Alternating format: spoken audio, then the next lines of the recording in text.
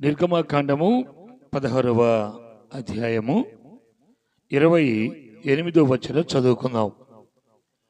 యెహోవా మోషేతో ఇట్లనెను, మీరు ఎన్నాళ్ల వరకు నా ఆజ్ఞలను ధర్మశాస్త్రమును అనుసరించి నడుచుకొనకుండా ఉందురు. అయ్యా కొద్దిగా సౌండ్ చిన్నగా మాట్లాడతా. ఈరోజు దేవుడు మనతో మాట్లాడుతున్న ఈ మాటను మనము జ్ఞాపకం చేసుకుందాం. అయితే దేవుడు మోషేతో మాట్లాడుతున్నాడు. ఇశ్రాయేలు ప్రజల యొక్క విధానాన్ని దేవుడు చూపిస్తూ మాట్లాడుతున్నాడు. ఐగుప్తు దేశముల నుండి వారు బయలుదేరిన నాటి నుండి ప్రభువు నిర్గమకాండము 16వ అధ్యాయం అంటే 14వ అధ్యాయంలో ఖచ్చితంగా వారు ఎర్ర సముద్రాన్ని దాటి 15వ అధ్యాయంలో అరణ్యములోనికి వచ్చి చేదు నీటిని దేవుడు తీపి నీటిగా మార్చినటువంటి ఆ సందర్భంలో ఇవన్నీ కార్యాలు చేసే దేవుడి పట్ల వీరు మార్పు లేకుండా, ఇంకా వారి జీవితాల్లో మారు మనస్సు అనేది లేకుండా దేవుని ఆజ్ఞలను అతిక్రమిస్తూ ధర్మశాస్త్రమును అనుసరించి నడుచుకొనక వారి జీవితాలు అలాగే కొనసాగిస్తున్నారు. దేవుడు చూసి చూసి చూసి ఆయన మాట్లాడుతున్నాడు, మోషే ఏమిటిది? వీరు ఎన్నాళ్ళ వరకు నా ఆజ్ఞలను అతిక్రమించి బ్రతుకుతారు? ఎన్నాళ్ళ వరకు నా ధర్మశాస్త్రం అనుసరించరు వీళ్ళు? ఎంతకాలమయ్యా అని మాట్లాడుతూ ఉంటే మోషే తన హృదయంలో ఎంతగానో నొచ్చుకొని వేదన పడుతూ ఉన్నాడు. కారణం ఏమిటంటే, ఇన్ని మేలు చేసినటువంటి దేవుడు, ఇన్ని కార్యాలు చేసినటువంటి దేవుడు, ఇన్ని అద్భుతాలు చేసినటువంటి దేవుణ్ణి మర్చిపోయి వీళ్ళు ఎన్నాళ్ళ వరకు ఇంకా ఇలాగనే జీవిస్తారు? ఈనాటి దినాల్లో మనం చూస్తున్నాం పిల్లారా, కొంతమంది ఎన్ని సంవత్సరాలు భక్తి చేసినా, ఎంతకాలము దేవుని వాక్యాలు విన్నా, ఎంతకాలము దేవుని సన్నిధికి నడిపించబడినా వారు ఎంతవరకు కూడా ఎన్నాళ్ళ వరకైనా వారిలో మార్పు కనబడదు. ఏంటి కారణం అంటే, వాక్యాన్ని అనుసరించి నడుచుకోలేకపోవడం, ఎన్నటువంటి వాక్యాన్ని హృదయంలో దాచుకోలేకపోవడం, ఎన్నటువంటి వాక్య ప్రకారంగా నడుచుకోలేకపోవడమే దీన్ని ఏమంటారంటే ఆజ్ఞ అతిక్రమము, ధర్మశాస్త్రం పట్ల, దేవుని వాక్యం పట్ల నిర్లక్ష్యం వహిస్తున్నారు. జాగ్రత్తగా మనం వినాలి. ఈ రాత్రి వేళలో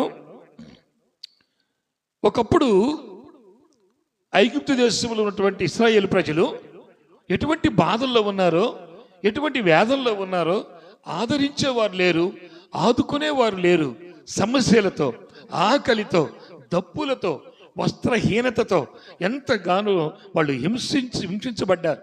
కానీ దేవునికి మాట్లాడిన తరువాత, దేవునితో చెప్పిన తరువాత, దేవుని దగ్గర ప్రార్థించిన తరువాత, వెంటనే దేవుడు విడిపించిన తరువాత ఇప్పుడు వారు మార్పు లేకుండా, అతిక్రమిస్తూ, ఆజ్ఞలను తిరస్కరిస్తూ జీవిస్తున్నారు. దేవుడు చూచి ఈ మాట మాట్లాడుతున్నాడు. ఈనాడు చాలా మందిని చూస్తాం, ఎన్నాళ్ళ వరకైనా వారి మార్గం మారదు. ఎన్నాళ్ళు దేవుని వాక్యం విన్నా వారి మనస్సు మారదు. ఎన్నాళ్ళు దేవుని మాటలు వింటున్నా వారి యొక్క విధానాలు, మార్గాలు మారవు. కానీ ప్రియులారా, దేవుడు మాట చెప్తున్నాడు ఇక్కడ, మనం మార్చుకోవాలి. ఆయన అడుగుతున్నాడు, ఎన్నాళ్ళ వరకు మీరు ఎన్నాళ్ళ వరకు మార్పు చెందరు? ఎన్నాళ్ళ వరకు ఇంకా దేవుని వాక్యానికి లోబడరు? ఎన్నాళ్ళ వరకు నా మాటకు లోబడరు? ఎన్నాళ్ళ వరకు దేవుని సన్నిధికి లోబడరు? ఎన్నాళ్ళ వరకు ఇంకా దేవుని ఆరాధనను లేక దేవుని మందిరాన్ని అలాగే విడిచిపెడుతూ తిరుగుతూనే ఉంటారు మీరని ఆయన హెచ్చరిస్తున్నాడు. ఈ రాత్రి వేళలో ద్వితీయోపదేశకాండం 28వ అధ్యాయం 1వ వచనం, మనం దీవించబడాలి అంటే, మనం ఆశీర్వదించబడాలి అంటే నీ దేవుడైన యెహోవా మాట శ్రద్ధగా వినాలి. ఆయన వాక్యాన్ని మనం గొప్ప శ్రద్ధగా వినాలి, బహు శ్రద్ధగా వినాలి, బహు జాగ్రత్తగా వినాలి. విని ఆజ్ఞాపించుచున్న ఆయన ఆజ్ఞలు అన్నిటినీ కూడా అనుసరించి నడుచుకునే ఎడల ఈ భూమి మీద ఉన్న సమస్త జనులందరికంటే నిన్ను ఎక్కువగా హెచ్చిస్తాను అంటున్నాడు దేవుడు. స్తోత్రం చెప్పండి ఒకసారి. దేవుడు ఎందుకు ఇచ్చించాడండి? దేవుడు ఎందుకు దీవించడు? దేవుడు నిన్ను ఎందుకు బలపరచడు? దేవుడు ఎందుకు నీ పట్ల కార్యాలు చేయడు అంటే నువ్వు ఆజ్ఞను అనుసరించడం లేదు, వాక్యాన్ని అనుసరించి నడుచుకోవడం లేదు. విన్నప్పుడే వాక్యం, ఆ తర్వాత ఆ వాక్యం కూడా ఎప్పుడు కూడా నెమరవేసే విధానం కూడా లేదు. జాగ్రత్తగా మనం గమనించాలి ప్రియులారా. పరిశుద్ధ గ్రంథంలో మరొక మాట చూడండి. ఇక్కడ అంటాడు, నేను మిమ్మల్ని దీవించాలంటే మీరు శ్రద్ధగా నా వాక్యాన్ని విని మీరు అనుసరించాలి, నా ఆజ్ఞలు మీరు అనుసరించాలి. నేను చెప్పింది ఒకటి, మీరు చేసేది ఒకటి. నేను ఆలోచించేది ఒకటి, మీరు అనుసరించేది ఒకటి. చూడండి ప్రియులారా, ఈ విధంగా ఉంటే దేవుని ఆశీర్వాదాలు మనం చూడలేమని దేవుని వాక్యం సెలవిస్తా ఉంది. కీర్తన గ్రంథంలో కూడా మనం ఒక మాట చూడొచ్చు. కీర్తన గ్రంథము 4వ అధ్యాయము 2వ వచనం. ఇక్కడ అంటాడు, నరులారా ఎంతకాలము నా గౌరవమును మీరు అవమానపరుస్తారు. బా చూడండి, ఎంత బాధాకరమైన మాట. నరులారా ఎంతకాలము నా గౌరవమును మీరు అవమానపరిచెదరు. ఎంతకాలం? ఎంతకాలం? మీ మారు మనసు లేక, మార్పు లేక నాకు అవమానం కలుగుతూ ఉందంటున్నాడు దేవుడు. ప్రియమైన సోదరి సోదరుడా, దేవుని వాక్యాన్ని వింటున్నటువంటి నీవు ఈ రాత్రి ఆలోచించాలి. అసలేంటి, నేను ఎలా ఉన్నాను, నా విధానం ఏంటి, నేను దేవుణ్ణి ఎందుకు అగౌరవపరుస్తున్నాను, దేవుణ్ణి ఎందుకు నేను అవమానపరుస్తున్నాను, ఎందుకు దేవుని మాట వెళ్ళలేకపోతున్నాను ఆలోచించాలి నువ్వు.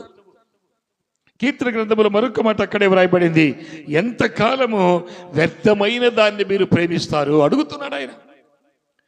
ఎంతకాలము నా గౌరవాన్ని మీరు అవమానపరుస్తున్నారు, ఎంతకాలము వ్యర్థమైన దాన్ని మీరు ప్రేమిస్తారు.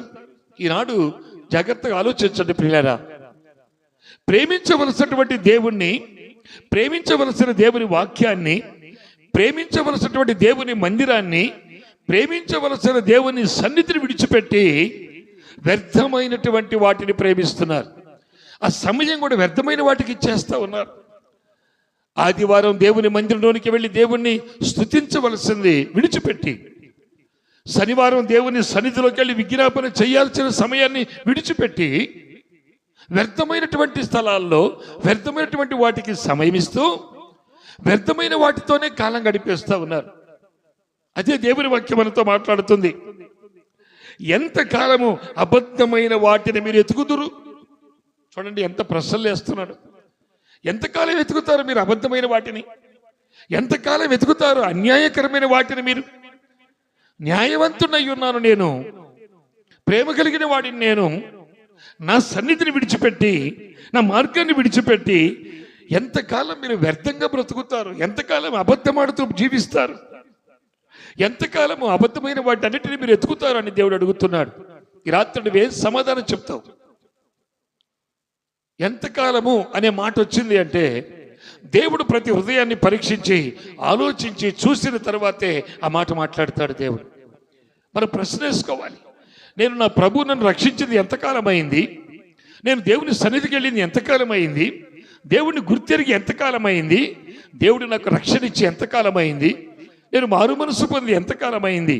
ఆ దేవుని వాక్యానికి వినడానికి, దేవుని సన్నిధికి ఇంకా క్రమంగా వెళ్ళలేకపోతున్నాను. ఏమిటి అసలు? ఎందుకు ఆలోచించలేకపోతున్నారు ఈనాడు ప్రజలు? ఆలోచించాలి ప్రియులారా, మనం చాలా జాగ్రత్తగా ఆలోచించాలి. ప్రభు ఇక్కడ ఎంత వేదన పడుతున్నాడో చూడండి. ఆయన అడుగుతున్నాడు, ఎంతకాలం వ్యర్థమైన వాటిని మీరు అనుసరిస్తున్నారు? ఎంతకాలం అబద్ధమైన వాటిని మీరు అనుసరిస్తున్నారు? ఎంతకాలమో నా గౌరవాన్ని మీరు అవమానపరుస్తారు? ఆలోచించుదాం ప్రియులారా. ఈ రాత్రి మనం ఆలోచించాల్సింది ఏమిటంటే, నేను ఏది చేస్తే దేవుని చేత నేను ప్రేమించబడతాను? నేను ఎలా ఉంటే దేవుని చేత నేను ప్రేమించబడతాను? నేను ఎలా నడిస్తే దేవుని యొక్క ప్రేమను పొందుకోగలుగుతాను, దేవుని చేత ఆశ్రయించబడతాననే ఆలోచన మనకు ఉండాలి.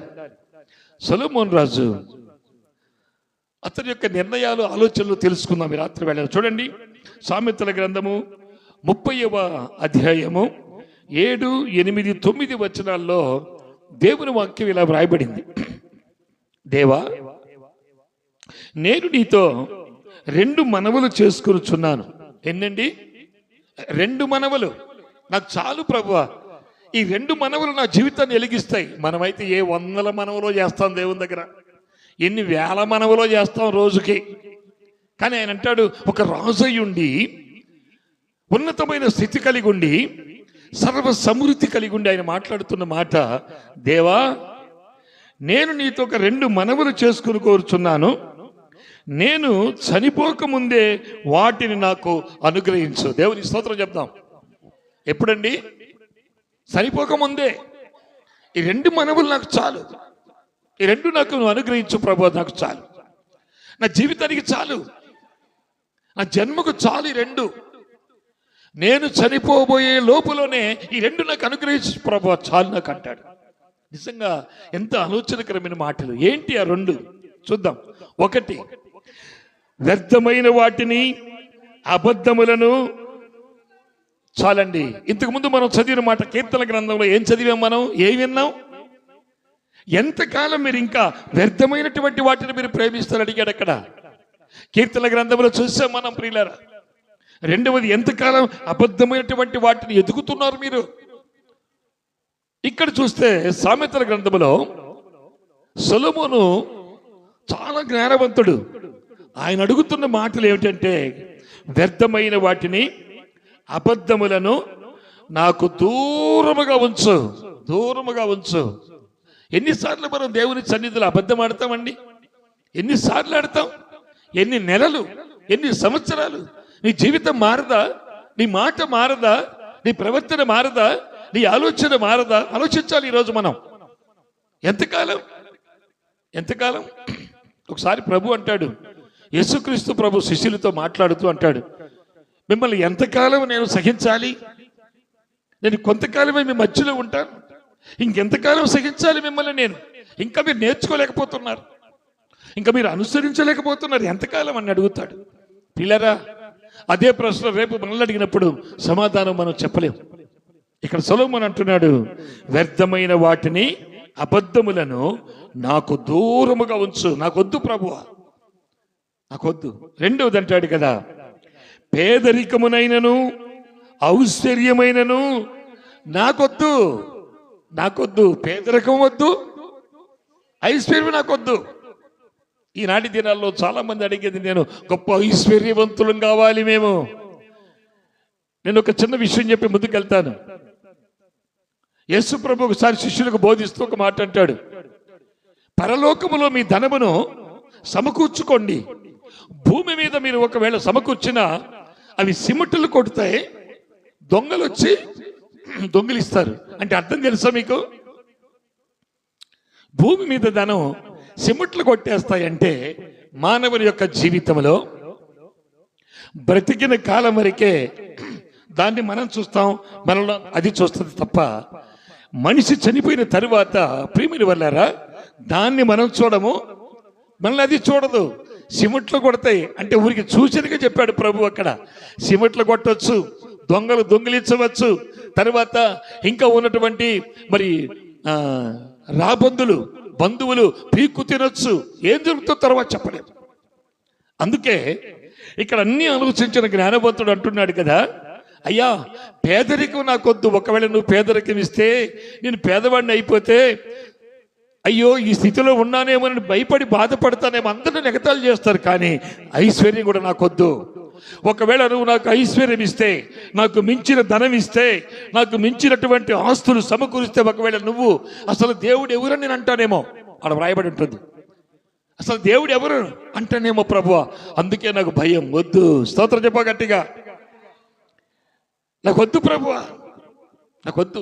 ఏవో ఒక మాట అంటాడు ప్రేమిని వల్లరా, అంత ఆస్తి వెళ్ళిపోయిన తర్వాత, పోయిన తర్వాత, సమస్తం కూడా హరించి సాతాను హరించిన తర్వాత ఏవో ఒక చక్కని మాట అంటాడు, నేను నా తల్లి గర్భంలో నుంచి దిగంబరిగానే వచ్చి తిని మళ్ళీ నేను దిగంబరిగానే దేవుని దగ్గరికి వెళ్ళిపోతాను. నేను వచ్చేటప్పుడు ఏమీ తేలేదు, పోయేటప్పుడు ఏమీ తీసుకొని పోను. చూసారండి, తగిన వస్త్రములను, తగినటువంటి వస్త్రములు, ఆహార పదార్థములు నాకుంటే చాలు. ఆమేన్. పౌలు భక్తుడు అదే మాట చెప్తాడు. ఇక్కడ జ్ఞానవంతుడైన సొలొమోను అంటాడు, వద్దు ప్రభువా, నాకు పేదరికం వద్దు, ఐశ్వర్యం వద్దు, నాకు అవి మొత్తం నాకు ఇవ్వద్దు, తగినంత ఆహారము నాకు అనుగ్రహించుము. దేవుని స్తోత్రం చెప్దామండి. ఎంత గొప్ప విషయం ప్రియమైన వాళ్ళారా. ఈ దినాల్లో మనం ఆలోచించాలి. చాలాసార్లు దేవుడు మాట్లాడుతూ అంటాడు సందర్భాల్లో, మీరు భాగ్యవంతులు, మీరు సంతోషిస్తారు, మీరు ఆనందపడతారు, మీరు ఆనందం గంతులేస్తారు. ఒక సందర్భంలో ప్రభు అంటాడు, ఒకవేళ మీరు ఇప్పుడు దుఃఖముతో కన్నీరు విడుస్తున్నారేమో కానీ మరొకప్పుడు, ఎప్పుడు ఈ తనువు సాలించినప్పుడు, ఖచ్చితంగా మీ ఆత్మ దేవుని దగ్గరికి వెళ్ళినప్పుడు గంతులేసి మీరు సంతోషపడతారు. ఆమేన్. ఎంత చక్కని మాటలు ప్రియులారా. ఈ లోకంలో ఎంతకాలం అన్నా లోకానుసారమైన గంతులే తప్ప ఆత్మానుసారమైన గంతులు ఏ మనిషికి కనబడవు, వినపడవు. కానీ ఇక్కడ సొలొమోను అంటున్నాడు, అయ్యా అయ్యా ఆ 2 మనవులే నాకు చాలు, వ్యర్థమైన వాటి జోలికి నేను వెళ్ళొద్దు. ఈనాడు వ్యర్థమైన అంటే మరి అదొక మెసేజ్. ఇప్పుడు మనకు సమయం చాలు. ఈ లోకములో మనుషుని పాడు చేసే అన్ని వ్యర్థమైనయే, గుర్తుపెట్టుకోండి. మార్గాన్ని తప్పించే అన్ని వ్యర్థమైనయే. ఆ ఉన్నతమైన పరలోకానికి వెళ్లకుండా అడ్డుపడేవన్నీ వ్యర్థమైనయే. దేవుణ్ణి స్తుతించి ఆరాధించలేకుండా ఎలాగైతే నువ్వు ఉన్నావు, వేటితో ఉన్నావు, అవన్నీ కూడా వ్యర్థమైనవే. అందుకే ప్రియులారా ఇక్కడ సొలొమోను మాట్లాడుతున్నాడు. మరొక మాట మీకు చదివి వినిపిస్తాను. హోషేయ గ్రంథము 8వ అధ్యాయం 5వ వచనం. నరులారా, ఎంతకాలం మీరు పవిత్రతను అందకుండా ఉంటారు. జాగ్రత్తగా గమనించాలి ప్రియులారా. ఈ రాత్రి ఎంతకాలం మీరు పవిత్రత లేకుండా జీవిస్తారు, అపవిత్రులుగానే జీవిస్తారు, మారు మనసు లేకుండానే జీవిస్తారు, మార్పు లేకుండానే జీవిస్తారు. అడుగుతున్నాడు ఇక్కడ భక్తుడైనటువంటి హోషేయ. ఆయన మాట్లాడుతూ అంటున్నాడు, నరులారా, ఎంతకాలం మీరు పవిత్రత నొందజాలరు, ఎంతకాలం అపవిత్రతలోనే మీరు జీవిస్తారు అడుగుతున్నాడు ఆయన. ప్రియమైనటువంటి దేవుని ప్రజలారా, ఈ రాత్రి గమనించాలి. మనం నువ్వేం కోరుకుంటున్నావు? సొలొమోను దేవుణ్ణి 2 మనవులు కోరుకున్నాడు. నువ్వేం కోరుకుంటున్నావు? రోజుకు ఒక 50-60 మనవులు మనం కూడా అడుగుతూ ఉంటాం. నాకు 2 వరాలి అయ్యా, 4 వరాలి, అది ఇది అడుగుతుంటాం మనం. మంచిదే. మనుషులమైన మనము దేవుణ్ణి అడగకపోతే ఎవరిని అడుగుతామండి? దేవుడు మనకి ఇవ్వకపోతే ఎవరిస్తారు? దేవుణ్ణి అడగాలి. కానీ ప్రభు అంటాడు కదా, ఎంతకాలం మీరు మార్పు లేకుండా, మారు మనసు లేకుండా, వాక్యానుసారంగా నడవకుండా, ఆజ్ఞానుసారంగా బ్రతకకుండా ఎంతకాలం ఉంటారయ్యా మీరని మాట్లాడుతున్నాడు. ప్రియమైన వాళ్ళారా, దేవుని వాక్యాన్ని మనం చూస్తే ఇర్మీయా గ్రంథము 2:17-18 నీ దేవుడైన యెహోవా నిన్ను మంచి మార్గములు నడిపించుచు ఉండగా నీవు ఆయనను విడిచిపెట్టవలను. ఏంటండి, ఆయనేమో మళ్ళీ మంచి మార్గం నడిపిస్తున్నాడు. ఆశీర్వాదకరమైన మార్గంలో, దీవెనకరమైన మార్గం నడిపిస్తుంటే మనుషులట చూడండి, విడిచిపెట్టడం వలన, ఆయన విడిచిపెట్టడం వలన నీకు నీవే బాధలను, శ్రమలను కలుగు చేసుకుంటున్నావు. గుర్తుపెట్టుకోవాలి. ఎక్కడి నుంచి వస్తాయి? ఈ బాధలన్నీ నాకే వచ్చాయి. అవి ఏవి రావంట. అవి ఏవి రావు. నువ్వు తెచ్చుకుంటే తప్ప నీ దగ్గరికి ఏది రాదు. ఆలోచించండి ప్రియులారా. తర్వాత ఇంకో మాట ఏమంటాడంటే, ఐగుప్తు మార్గములో నీకేం పని? ఐగుప్తు మార్గంలోకి నీకేం పని? అషూరు మార్గంలో నీకేం పని? 2 అడుగుతున్నాడు ఆయన. ఐగుప్తు దేశం అంటే ఏమిటో తెలుసా?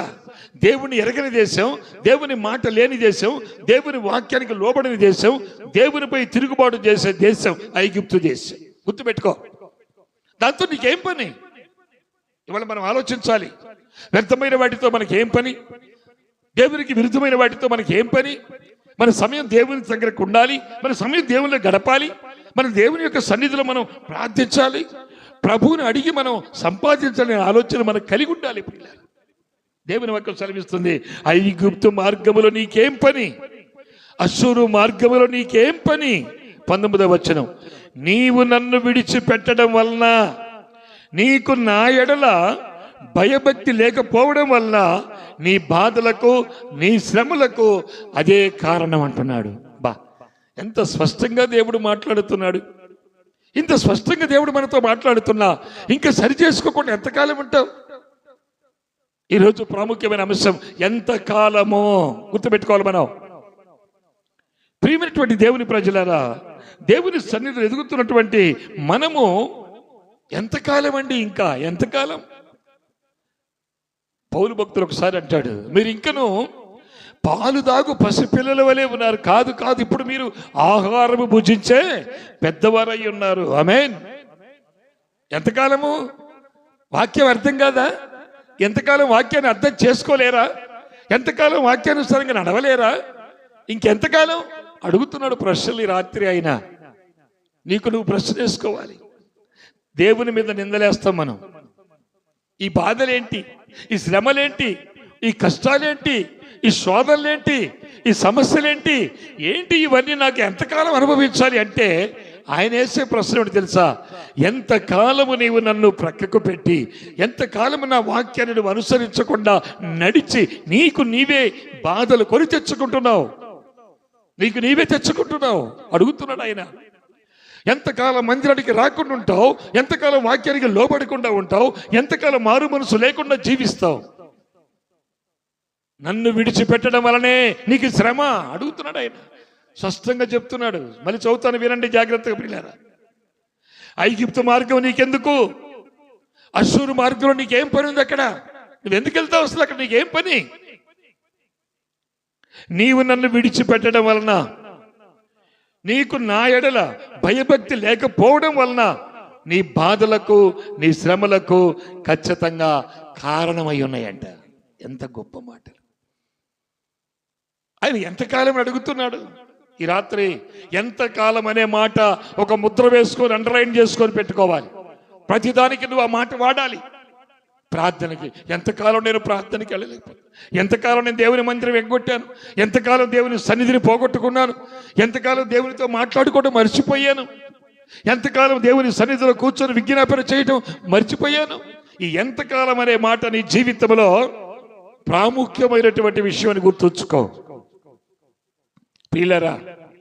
ఈ రాత్రి వేళలో దేవుడు మనతో మాట్లాడుతుండగా సొలొమోను అడిగినటువంటి ఒక మంచి ఆ ఆలోచన మనం కలిగి ఉండాలి.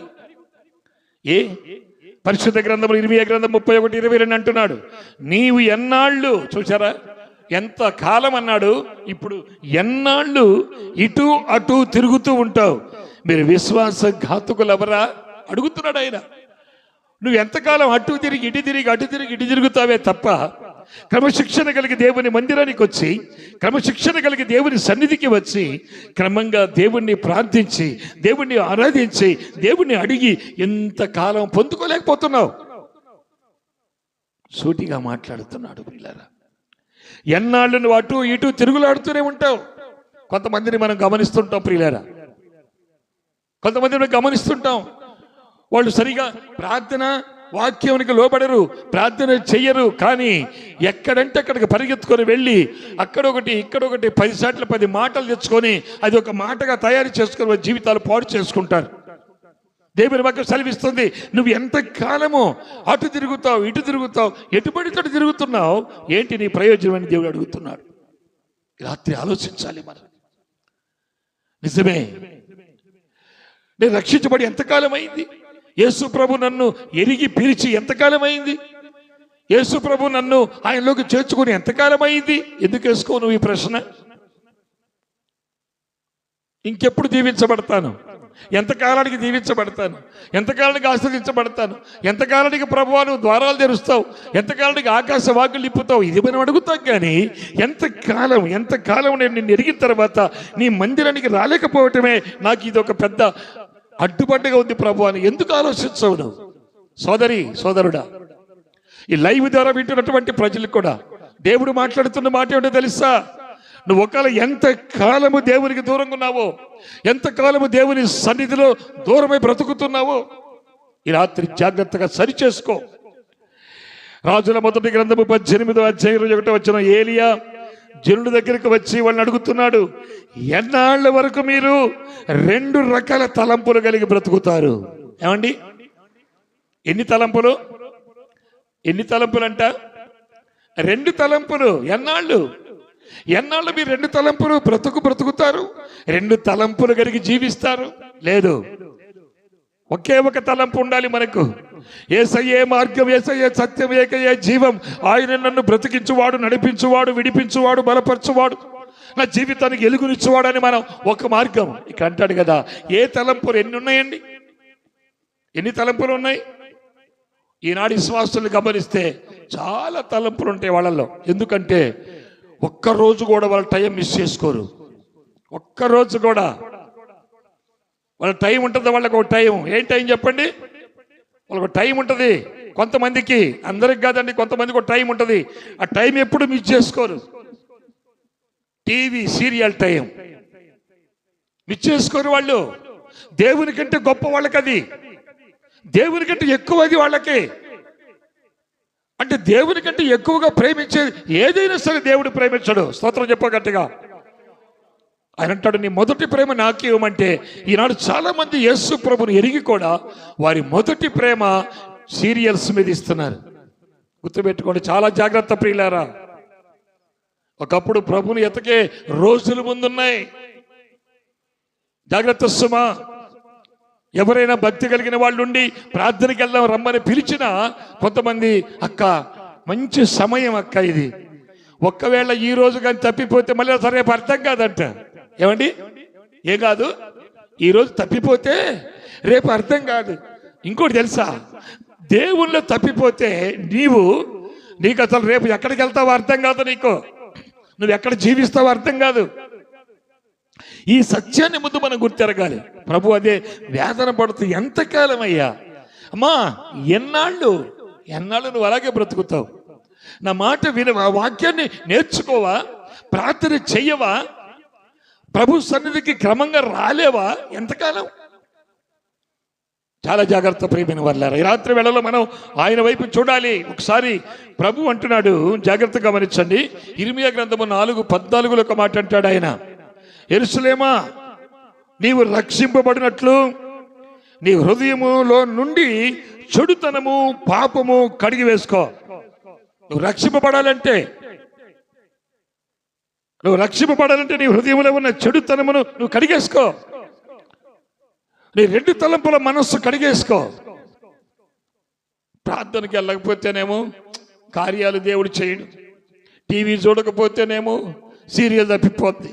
సీరియల్ అంటే అర్థం ఏంటో తెలుసా? సీరియల్ అంటే అర్థం తెలుసా మీకు? అమ్మా, సీరియల్ అంటే అర్థం తెలుసా? సీరియల్ అంటే రోజు చూసేదాన్ని సీరియల్ అంటారు. అది సీరియల్ ప్రకారంగా చూడాలి. అది సీరియల్ అంటారు దాన్ని. అందుకని దాన్ని ఎవరు తప్పించుకోలేరు. ఆ సైతాన్ వేసే గాలం, దాని పేరే సీరియల్. చూసారా? రెగ్యులర్గా చూసేదాన్ని సీరియల్ అంటారు. ఆ మాత్రం దేవునికి రెగ్యులర్గా దేవుని సన్నిధికి వచ్చి దేవుని అడగలేవా? నీ పిల్లల కోసం, నీ భార్య కోసం, నీ భర్త కోసం, నీ కుటుంబం కోసం, నీ క్షేమం కోసం, నీ ఆశీర్వాదం కోసం అడగలేవా? ప్రభు అది అంటున్నాడు, ఎంతకాలం మీరు ఇంకా అలాగే ఉంటారు? అసలు నీకు ఐగుప్తుతో నీకేం పని? అసలు నువ్వు ఎందుకు వెళ్ళావు అడుగుతున్నాడు ఆయన. అస్సూరుతో నీకేం పని? అస్సూరులో ఏముంది నీకు? ప్రభు అడుగుతున్నాడు ఈ రాత్రి. అస్సూరు మార్గంలో నీకేం పని?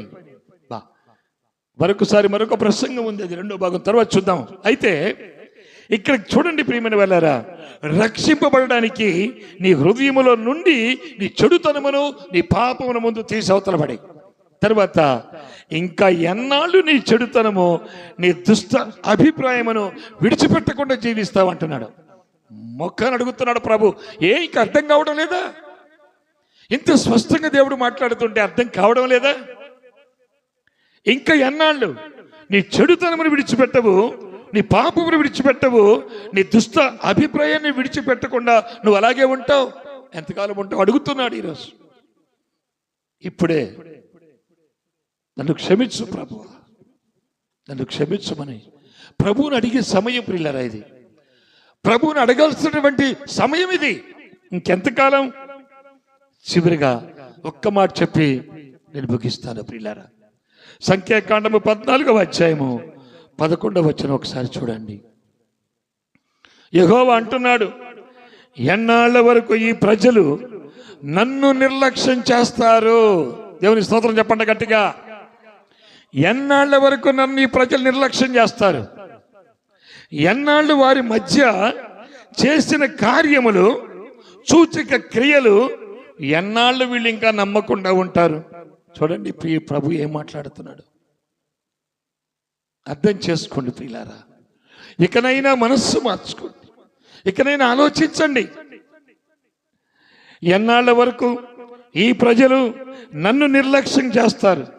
ఎన్నాళ్ళు వారి మధ్య నేను చేసిన కార్యములు, సూచక క్రియలు ఎన్నాళ్ళు వీళ్ళు ఇంకా నమ్మకుండా ఉంటారు అని ప్రభు బాధపడుతున్నారు. ప్రియమైన సోదరి సోదరుడా, ఈ రాత్రి ప్రభువుతో చెప్పవలసిన సమయం ఇది. అయ్యా అయ్యా నన్ను క్షమించు, ఎన్నో విధాలుగా నేను శ్రమలో కొట్టుమిట్టాడుతున్నప్పుడు నన్ను విడిపించిన వాడవు నువ్వే, నన్ను ఆదరించిన వాడవు నువ్వేనయ్యా, నన్ను కనికరించిన వాడవు నువ్వే ప్రభువా. ఈ రాత్రి వేళలో నాతో మాట్లాడావు, నిజమే. ఎన్నాళ్ళు, ఎంతకాలం నేను నా యొక్క లోకములోనే బ్రతుకుతున్నాను, నిన్ను విడిచిపెడుతున్నాను ప్రభు, నన్ను క్షమించమని ఒప్పుకొని దేవుని సన్నిధిలో ప్రార్థించేవారిగా మనం ఉందాం. ప్రార్థన చేసుకుందాం. కృపా కనికరం కలిగిన మా తండ్రి పరిశుద్ధుడా, నిత్య నివాసివైన దేవానికి స్తోత్రాలు. ఈ రాత్రి వేళలో మమ్మల్ని అడుగుతున్నావు ప్రభువా, ఎంతకాలం ఇంకా లోకానుసారంగా వ్యర్థమైన వాటిని అనుసరిస్తావని క్వశ్చన్ ఇస్తున్నావు ప్రభువా. ఈ రాత్రి నీ వాక్యమును విన్నటువంటి ప్రతి హృదయములో తండ్రి మీ మాటలు తండ్రి స్థిరపరచండి ప్రభువా. ప్రతి ఒక్కరు కూడా, విన్న వాళ్ళందరూ కూడా, అయ్యో నేను ఎంతకాలము ఇంకా నా దేవుణ్ణి విడిచిపెడుతున్నాను. దేవుడు మాట్లాడుతున్నాడు వాక్యం ద్వారా, కేవలం నన్ను విడిచిపెట్టడం వల్ల, నాకు దూరంగా మీరు ఉండటం వల్లనే ఇదిగో ఈ విధమైన బాధలు, శోధనలు, శ్రమలు నిన్ను పట్టుకున్నాయని వాక్యం సెలవిస్తూ ఉంది. ప్రభు, ఇప్పుడైనా తండ్రి నన్ను క్షమించు. ఇక నుంచి నా జీవితంలో నేను నా మనస్సు మార్చుకుంటాను, నా హృదయం మార్చుకుంటాను, నా ఆలోచన మార్చుకుంటాను ప్రభువా. నేను ఖచ్చితంగా నీ సన్నిధిలోనికి వచ్చి నీ వాక్యానుసారంగా నడుస్తూ నీ ఆజ్ఞల ప్రకారంగా ప్రవర్తిస్తూ నేను ముందు కొనసాగుతానని ఒక్క నిమిషం ప్రార్థన చెయ్యి. కృపా కనికరం కలిగిన తండ్రి పరిశుద్ధుడా, మీ అపారమైన ప్రేమను బట్టి స్తోత్రాలు. ఇంతవరకు మీరు మాట్లాడిన మీ మాటలు ప్రతి హృదయములో మీరు ముద్ర వేయండి ప్రభువా. ఎవరికి వారే, ఎన్నాళ్ళు నేను నా ప్రభువుని ఎరుగున్నాను, కానీ ఎన్నాళ్ళు నా ప్రభువుని దుఃఖ పెడుతున్నాను, ఎన్నాళ్ళు నా ప్రభువుని నేను అగౌరవపాలు చేస్తూ ఉన్నానని ఎవరికి వారు ప్రశ్నించుకునే వారిగా చేసి, ప్రతి హృదయాన్ని సరిచేసి చక్కపరిచి నిండైనటువంటి మీ దీవెనలు మెండుగా మీరు కలుగు చేయమని మా ప్రభు, మా రక్షకుడైన యేసయ్య ఘనమైన అతి శ్రేష్టమైన పరిశుద్ధ నామములో ప్రార్థించి అడిగి వేడుకుంటున్నాను పరమ తండ్రి. ఆమేన్.